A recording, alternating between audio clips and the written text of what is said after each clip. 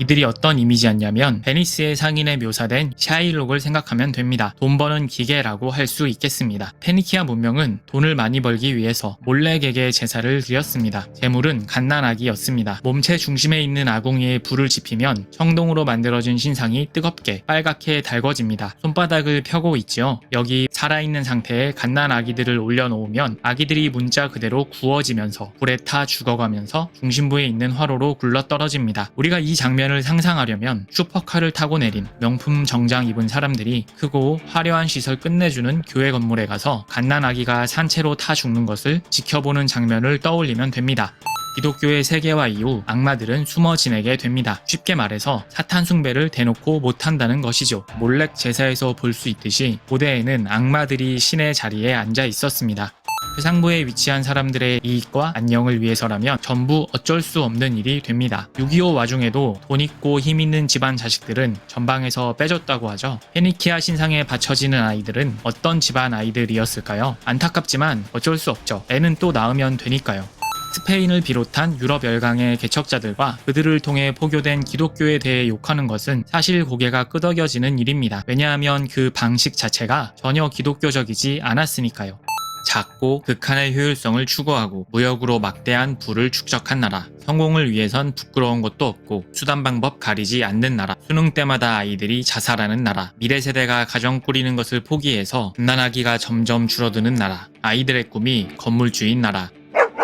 지난 영상에서 한 줄로만 언급했던 포에니 전쟁에서 시작합니다. 100년짜리 전쟁인데 최대한 빠르게 훑고 갈게요. 노란 선은 로마 세력권, 빨간 선은 카르타고 세력권입니다. 이때 로마는 통일신라 마냥 반도를 통일한 정도의 국력이었어요. 카르타고 위치는 지금의 튀니지 북부인데요. 로마가 반도를 벗어나지 못하던 시절 지중해를 장악한 것은 카르타고였습니다. 해상권을 장악해야 패권 국가가 됩니다. 안정적인 무역로를 확보하는 것은 국가가 부강해지는 기본이었죠. 우리는 이 상황을 이해하기 쉬운 역사 속 인물을 한 명 알고 있는데 바로 장보고입니다. 또 최수종 배우님이 연기한 드라마 해신 속 그 인물이죠. 당나라와 외국을 연결할 수 있는 무역로는 당시 해적 때문에 골머리를 앓고 있었습니다. 중국 왕조는 대대로 청나라 때에 이를 때까지 함대를 만들어서 제국을 확장할 필요성을 느끼지 않았습니다. 생산성 높은 농업지대, 중원만 차지하면 나머지는 전부 알아서 기게 돼 있는 것이 청일전쟁 이전까지 동아시아의 법칙이었으니까요. 장보고는 완도에 청해진을 만들고 해적을 소탕하며 서해, 남해의 무역로를 장악, 돈을 그야말로 쓸어 담습니다. 해상 장악권이 걸린 이탈리아와 카르타고 사이에 있는 큰 섬들을 놓고 벌인 1차 포에니 전쟁은 로마의 승리로 끝이 납니다. 카르타고의 영향권에 있던 대부분의 지역을 로마가 접수합니다. 카르타고는 어떻게든 복수하고 싶지만 가까운 물길은 다 막혀버렸습니다. 이때 누가 등장하냐면 한니발이 나타납니다. 한니발은 미친 생각을 합니다. 아무도 생각하지 못한 건 천재나 미친 사람만 할 수 있는데 보통 사람 눈에는 다 미친 걸로 보이죠. 피레네 산맥과 알프스 산맥을 넘어가는 루트를 선택합니다. 코끼리를 데리고 함께요. 로마는 한니발이 피레네를 넘었다는 소식을 듣고 지금의 마르세유 부근으로 병력을 보내 알프스를 넘기 전에 저지하려 했지만 한니발은 생각보다 빨랐습니다. 전력의 40%를 넘게 이르면서까지 신경 안 써도 방어막이 되던 천혜의 요새 알프스를 넘어 진격합니다. 한반도식으로 말하면 적군이 압록강을 넘어버린 셈입니다. 한니발은 싸울 때마다 이깁니다. 거침없이 밀고 내려와서 수도 로마는 일단 스킵하고 남쪽을 짓밟습니다. 이를 지켜볼 수만 없었던 로마는 병력을 내보냈고 그 유명한 칸나의 전투에서 한니발에게 철저히 박살납니다. 그러자 대세가 넘어갔다고 판단, 로마와 동맹을 끊고 한니발을 지원하기로 한 도시들도 생겨납니다. 로마는 버티기 작전에 들어갑니다. 한니발이 추가 보급을 받지 못했기 때문에 많이 쳐줘야 4만이 안 되는 전력으로 40만 명이 넘게 사는 공성전을 택한 대도시를 함락시킬 힘은 없었기 때문입니다. 추가 병력이 도착하지 않은 이유는 아까 한니발을 놓친 스키피오 형제가 다시 배를 타고 한니발의 본진인 이베리아 반도에 쳐들어갔기 때문입니다. 하지만 그러던 와중 스키피오 형제는 전사하고 마는데요. 로마는 한니발의 강화를 막기 위해 이베리아 전선을 포기할 수 없었습니다. 분위기가 너무 안 좋았는데 적 본진 털러 보낸 애들은 져서 돌아왔고 우리 본진 전부 털리고 있는 거 삼각벙커로 겨우 버티고 있고 그런 와중에 적이 또 갈 사람을 찾는 회의였습니다. 아무도 손들지 않았습니다. 회사가 망할 것 같은 분위기에서 방금 실패한 신사업에 뛰어들 회사원이 어디 있겠어요. 심지어 인력도 예산도 훨씬 줄어들었는데. 하지만 영웅은 이럴 때 등장하는 법. 아빠와 삼촌을 잃은 아들 스키피오가 등장합니다. 당시 그의 나이는 24세. 그는 놀라운 지휘력을 보여주며 아버지와 삼촌이 못다한 일을 완수해내고야 맙니다. 이베리아 반도에서 털린 한니발의 동생은 형과 합류하기 위해 피레네와 알프스를 넘는 먼 길을 떠납니다. 형보다 훨씬 수월하게 알프스를 넘었지만 형을 만나지 못하고 여기서 싸우다가 죽습니다. 이베리아 반도를 접수한 스키피오는 로마로 귀환해서 한니발은 냅두고 카르타고 본국으로 진격합니다. 지금 짧게 요약해서 그렇지 한니발은 로마에 무려 15년 동안 있었습니다. 대체 역사 한번 갈까요? 6.25 때 서울 스킵하고 전국을 점령한 인민군이 15년 동안 부산과 광주를 오가며 후속 군대가 오기를 기다리고 있다고 생각해보세요. 서울은 벙커에서 버티기 작전을 하다가 싸움 천재 한니발과 붙으면 지는 걸 아니까 적의 본진으로 드랍십을 날려보낸 겁니다. 한니발은 자기 본진을 방어하기 위해 돌아옵니다. 그리고 스키피오와 운명의 한타가 벌어졌는데 드디어 한니발이 집니다. 지도가 많이 바뀌었죠. 카르타고는 2차 대전 이후 독일, 일본 마냥 패전국으로서 조약을 맺었는데요. 내용도 비슷합니다. 모든 식민지는 흥정국인 로마에 넘기고 로마 허락 없이는 전쟁을 못하는 나라가 됩니다. 그리고 금 16만 킬로그램에 달하는 어마어마한 전쟁 배상금을 물어내야 했죠. 전쟁은 돈이 어마어마하게 들어가는 일입니다. 1차 대전 이후 독일이 히틀러가 나타나기 전까지 그지 깽깽이 나라라고 할 만했다는 것을 생각하면 2차 대전 이후 일본이 한국 전쟁을 발판 삼은 경제 호황이 시작되기 전까지 패전국의 가난을 면치 못했다는 것을 생각하면 쉽게 이해할 수 있습니다. 그런데 카르타고는 달랐습니다. 식민지도 다 넘겨줬고 1, 2차 포에니 전쟁을 치르는데 돈을 이미 엄청 쓴 상태에서 배상금 50년 분할 납부까지 마쳤습니다. 그때 카르타고에 간 로마 시찰단은 그들의 국력을 보고 공포가 되살아납니다. 한번 본진이 털려본 로마는 카르타고를 그냥 둘 수 없었습니다. 카르타고는 역사에서 완전히 사라집니다. 보통의 로마 스타일은 총독을 파견해서 속주를 삼거나 지권을 부여한 후 세금을 징수해서 본국의 부를 늘리는 것이었습니다. 로마는 징기스칸 스타일이 아니었지만 이례적으로 카르타고는 완전히 부숴버립니다. 저주스럽고 두렵고 치가 떨리는 이름이었기 때문입니다. 로마가 얼마나 철저히 파괴했는지 유적이 거의 발굴되지 않을 정도입니다.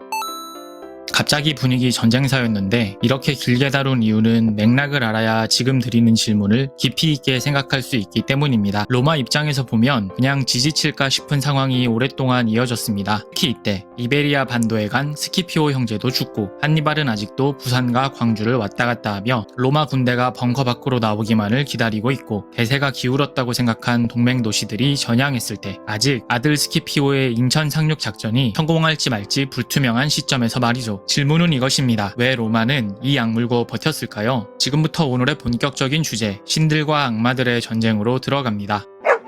카르타고와 로마의 전쟁은 사실 신들과 악마들의 전쟁이었습니다. 하나씩 짚어나가 볼게요. 먼저 카르타고. 카르타고의 이름 뜻은 새로운 도시입니다. 영어로는 뉴타운. 뉴욕 이름 뜻은 새로운 요크인데요. 요크는 영국의 한 도시 이름입니다. 영국이 식민지에 붙인 이름이 뉴욕인 거죠. 뉴질랜드 볼까요? 새로운 제일란트. 제일란트는 네덜란드 도시 이름이었고 뉴질랜드는 네덜란드의 식민지였습니다. 카르타고의 어머니 도시는 티레였고 티레는 페니키아 문명이었습니다. 현재 사용하고 있는 알파벳의 기원이 바로 페니키아 문자입니다. 티레는 지금의 레바논 남부에 위치한 도시인데요. 이쪽에 같은 페니키아 문명 도시들이 있었고 같은 문명을 가진 연맹의 대장이 티레였습니다. 우리 역사에서 가야를 생각하면 되는데 신라와 백제 사이에 있던 6개의 가야 중 대장은 금관 가야였던 것과 같고 고대 그리스 도시국가 대표로 아테네와 스파르타가 꼽히는 것도 같은 이치입니다. 페니키아 문명은 상납금이 있었습니다. 티레는 고대의 맨하탄으로 불릴 만큼 막강한 부를 자랑하는 도시였지만 지도에서는 이렇게 작습니다. 남한의 5분의 1도 안 되는 이스라엘도 커 보일 정도입니다. 티레의 인구 최대치는 6만 명 정도였죠. 그래서 페니키아 문명의 도시 국가는 늘어나는 인구를 떠나보내야 했습니다. 개척을 위한 돈, 군사, 식량 등을 지원해 주면서요. 대신 개척된 도시가 자립하면 상납금을 납부하는 구조였습니다. 카르타고는 영국에서 떠난 사람들이 개척한 미국처럼 페니키아 사람들의 새로운 도시였습니다. 티레는 BC 332년 알렉산더 대왕에게 박살났는데 옆에 있던 시돈은 저항하지 않고 바로 항복했기에 자치권을 누리며 티레의 빈자리를 차지 페니키아 문명의 대장임을 자처했지만 그때부터 진정한 페니키아 문명의 중심지는 카르타고로 옮겨진 것이 토에니 전쟁 이전의 상황 되겠습니다. 참고로 성경에서 자주 등장하는 두로와 시돈이 바로 지금 말한 티레와 시돈이고 북이스라엘 역사상 최악의 왕 아합의 아내가 바로 이 시돈의 왕이자 바알 제사장인 엣바알의 딸 이세벨이었고요.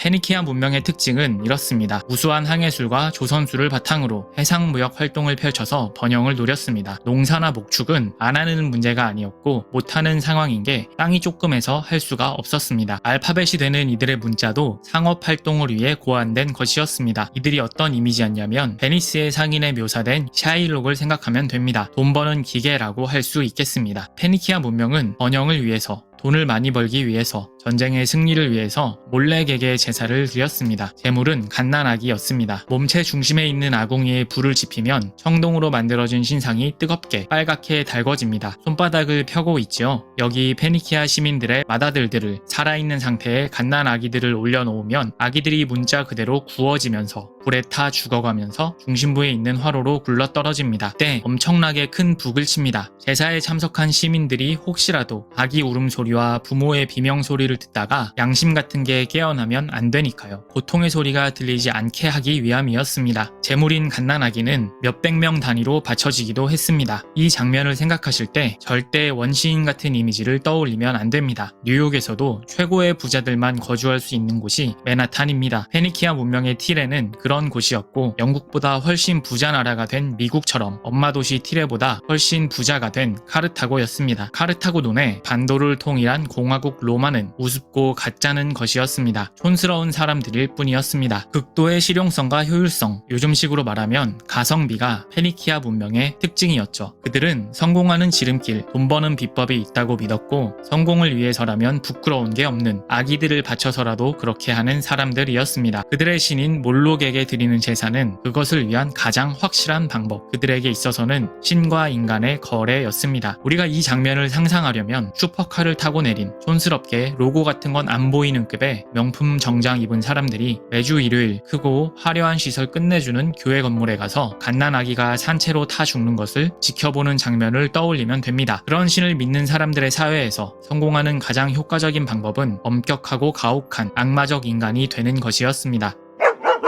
고대 세계에는 종교가 없는 곳이 없었습니다. 기독교 이전의 세계를 두 단계로 정리할 수 있는데 첫 번째는 다른 신을 믿는 문명 간의 싸움입니다. 두 번째는 승리한 문명의 종교가 수준이 떨어지는 것이고요. 기독교를 싫어하시는 분들도 인정하지 않으려면 큰 억지를 부려야 한다고 생각하는 것이 있는데 기독교의 세계화 이후 악마들은 숨어 지내게 됩니다. 쉽게 말해서 사탄 숭배를 대놓고 못한다는 것이죠. 페니키아 문명의 몰렉 제사에서 볼 수 있듯이 고대에는 악마들이 신의 자리에 앉아 있었습니다. 그들에게 몰렉은 진심으로 신이었습니다. 악마적인 것이라니요. 돈을 가져다주는 효과 확실한 좋은 신이었죠. 그리고 인류에게 이것은 실제적 위협이었는데 지금 우리는 호랑이한테 잡아먹힐 상상도 못하고 천연두로 죽는 일도 없지만 옛날에는 호환마마가 실제적인 위협이었던 것과 같습니다. 악마적이라고 정의하는 문명에 공통점이 있는데 첫째로 아이에 대한 적개심입니다. 소위 말하는 흑마술적인 것의 주요 소원은 아이를 낳지 못하게 하는 저주였습니다. 새로운 생명이 탄생하는 축복의 순간이 인간들에게 주어지는 꼴을 악마는 견디기 힘들어합니다. 두 번째로 약자에 대한 학대와 착취입니다. 성공을 위해서라면 최상부에 위치한 사람들의 이익과 안녕을 위해서라면 전부 어쩔 수 없는 일이 됩니다. 6.25 와중에도 돈 있고 힘 있는 집안 자식들은 전방에서 빼줬다고 하죠. 페니키아 신상에 바쳐지는 아이들은 어떤 집안 아이들이었을까요? 안타깝지만 어쩔 수 없죠. 애는 또 낳으면 되니까요. 비정규직, 최저임금, 자영업자, 우리 아들 손자 며느리가 잘 산다면 사회적 약자 같은 얘기는 헛소리일 뿐입니다. 대통령을 쥐고 흔들던 사람의 딸이 이런 말을 했다죠. 돈도 실력이야. 니네 부모를 원망해.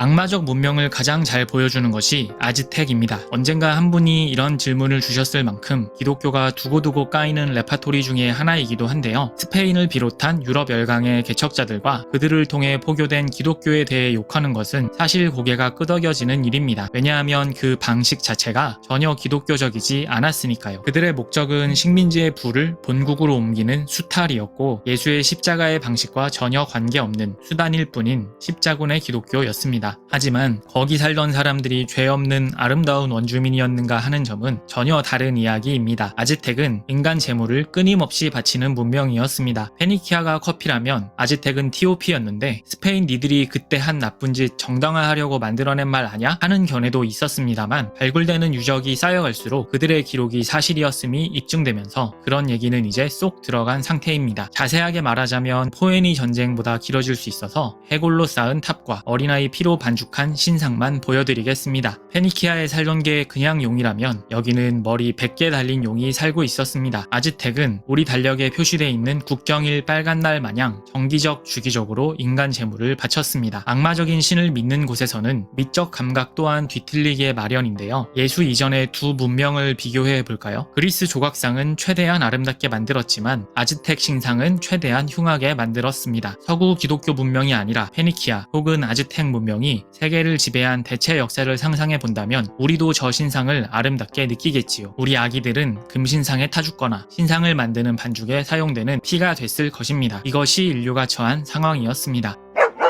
이제 로마로 돌아와야 합니다. 페니키아 문명은 로마의 미덕과 완전히 반대되는 것이었습니다. 공화국 시절 로마 사람들의 신의 특징은 토속적이고 가정적이었다는 겁니다. 친근하고 따스한 존재들이었습니다. 영화화된 웹툰 신과 함께 이 편에 나오는 마동석 아니 성주신, 부엌신 같은 이미지입니다. 고대의 모든 전쟁은 인간과 인간이 싸우지만 사실 누구 신이 더 세냐는 이야기였습니다. 카르타고의 신에게 로마의 신이 진다면 승리한 측의 아량에 따라 너네 신 죽었으니까 이제 우리 신만 믿어 혹은 너네 신 믿기는 해줄게 근데 우리 신한테 먼저 제사 드려 등의 여러가지 패턴이 있었는데요. 최악의 경우 로마의 아이들도 몰렉 신상의 제물이 될 수 있던 것이죠. 설령 강요하지 않더라도 진 쪽의 사람들이 자발적으로 더 강한 저들의 신을 받아들이고 인신공양 문화가 번져나갈 수 있는 일이었습니다. 우리가 기독교 이전 인류사를 딱히 나쁘지 않은데 이렇게 기억하는 이유는 로마가 포기하지 않았기 때문입니다. 다만 로마는 유일신 신앙과는 거리가 멀었고 이후 제국화되면서 정복한 토착민들의 신을 만신전으로 전부 데려오는 것에서 볼 수 있듯이 우주를 창조한 모든 것의 아버지가 아닌 천둥의 신, 바다의 신, 나무의 신, 기타 등등의 신들을 믿었습니다. 그런데 그 와중에도 페니키아의 신들은 수입하지 않은 것을 보면 로마와 카르타고의 전쟁은 신들과 악마들의 전쟁에서 신들이 이긴 전쟁이었다고 정리할 수 있겠습니다. 참고로 한니발의 이름 뜻은 한니바알, 바알의 은혜입니다. 로마는 자기네 가정에 깃들어 함께 사는 마치 정령 같은 느낌을 주는 평화로운 신들이 몰록과 바알에게 짓밟히게 두지 않았고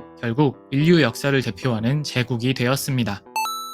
기독교 세계화 이전 두 단계가 있다고 말씀드렸죠. 정리하자면 최선의 종교가 최악의 종교를 이겼습니다. 로마는 그때까지 인간 세상에 펼쳐진 최고, 최선이었습니다. 로마의 시민들은 건강하고 활기차고 지혜로운 사람들이었습니다. 그런데 이후 로마 역사를 보면 알 수 있듯이 최선의 것이 썩어가기 시작합니다. 인간이 언제 좌절하고 비관하냐면 최악에 있을 때는 적어도 이보단 낫겠지 하는 희망을 가지지만 최선이라 생각했던 것에 질려버렸을 때는 답이 없습니다. 늑대 젖을 빨던 아기들의 이미지에서 볼 수 있는 목가적이고 시골적이며 가정적이었던 로마 공화국은 제국이 되었고 만신전의 신들이 가득 차면서 신들의 관계도는 뭐가 뭔지 알 수 없는 혼돈 그 자체였습니다. 영화 아이언맨 처음 보고 놀란 다음 엔드게임 때까지는 오오 하면서 봤는데 이제는 마블 영화 볼수록 정이 떨어집니다. 식상하고 복잡해지기도 했지만 수준 자체가 한심하게 떨어졌기 때문입니다. 소련과 미국의 냉전으로 상징되는 자본주의와 공산주의의 체제 경쟁이 끝났을 때 이젠 됐구나 싶었는데 자본주의가 극도로 타락하면서 건강하고 활기찼던 미국의 시민들은 마약에 중독돼서 길거리를 돌아다니고 있습니다. 가정 기반 시민 중심이던 로마는 노예를 바탕으로 하는 사회로 변합니다. 중산층 농부였고 전쟁 시 지킬 것이 있었던 사람들이 지배 계급이 주는 것에 의존하며 살아가는 도시 빈민으로 전락합니다. 인생의 낙은 검투사 시합이었는데 그것은 날이 갈수록 잔혹해졌습니다. 마약도 그렇고 술도 그렇고 자극에 익숙해지면 더 큰 자극이 필요하니까요. 가정의 가치와 함께 출산율도 떨어집니다. 악마적 구조에 익숙해진 로마는 스스로를 지킬 힘이 부족해져 용병에 의존해 국경을 지키는 수준까지 떨어졌는데 한니발과 싸우던 로마 선조들이라면 분명 눈살을 찌푸렸을 페니키아적인 풍경이었습니다.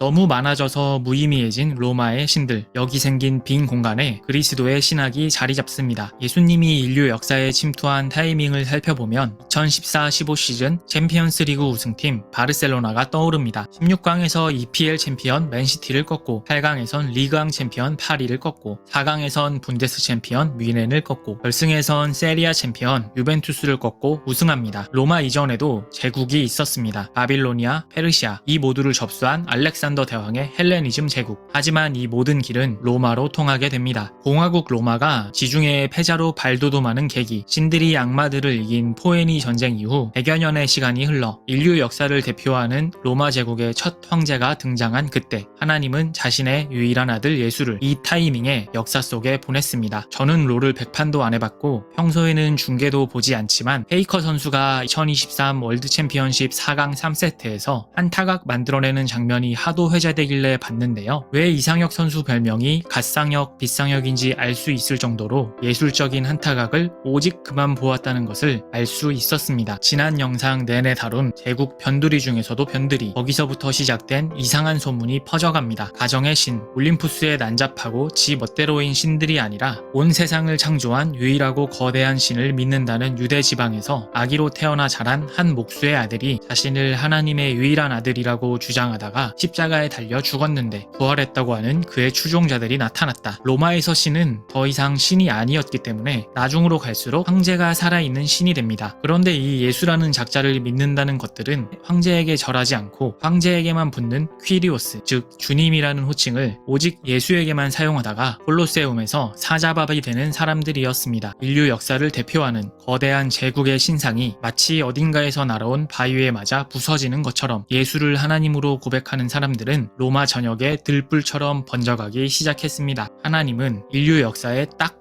한 시점에 한 타각을 보셨습니다. 옛날 이야기를 할 때 오늘 우리가 사는 현실을 비춰보기 위함이 아니면 그냥 킬링타임 콘텐츠가 될 뿐입니다. 잔혹함은 없더라도 본질은 콜로세움 속 검투사 경기와 다를 바 없습니다. 아까 악마적 종교의 특징 기억나시나요? 아이들에게 적대적이다. 탄생 자체를 막는 저주를 건다. 피라미드 구조 하층 약자를 짓밟는다. 여러분은 페니키아 문명 이야기를 들으며 어느 나라가 생각나셨나요? 작고 극한의 효율성을 추구하고 무역으로 막대한 부를 축적한 나라. 성공을 위해선 부끄러운 것도 없고 수단 방법 가리지 않는 나라. 수능 때마다 아이들이 자살하는 나라. 미래 세대가 가정 꾸리는 것을 포기해서 갓난아기가 점점 줄어드는 나라. 아이들의 꿈이 건물주인 나라. 세련되고 화려하지만 밑바닥에 깔린 사람들은 죽어나는 나라. 20년 동안 매년 1만 명이 넘게 자살하는 나라. 노인 자살률과 노인 빈곤율 모두 OECD 평균 3배가 넘는 나라. 전체 사기 피해자를 지원하는 휘년함께 달력에 이런 문구가 적혀 있더라고요. 한 나라의 기독교인의 비율이 이렇게 높음에도 고통을 호소하는 이들이 이렇게 많다면 하나님이 이 땅에 무관심한 것이 아니라 하나님이 명령한 법과 공의가 실천되지 않기 때문일 것이다. 한국 사회에 무수히 많은 십자가 건물에서 믿는다는 신의 실제는 과연 예수의 이름으로 전파되는 가짜 뉴스와 그로 인해 짓눌리는 밑바닥 사람들의 신음과 울부짖음을 견딜 수 없어 자신의 몸을 찢는 산 제물로 오신 하나님의 어린 양 나사렛 예수일까요? 아니면 약한 것들을 제물로 드리는 게 당연한 악마적 구조를 옹호하고 강화하는 페니키아와 아즈텍을 지배했던 머리 100개 달린 악마일까요? 오늘 영상은 여기까지입니다. 감사합니다.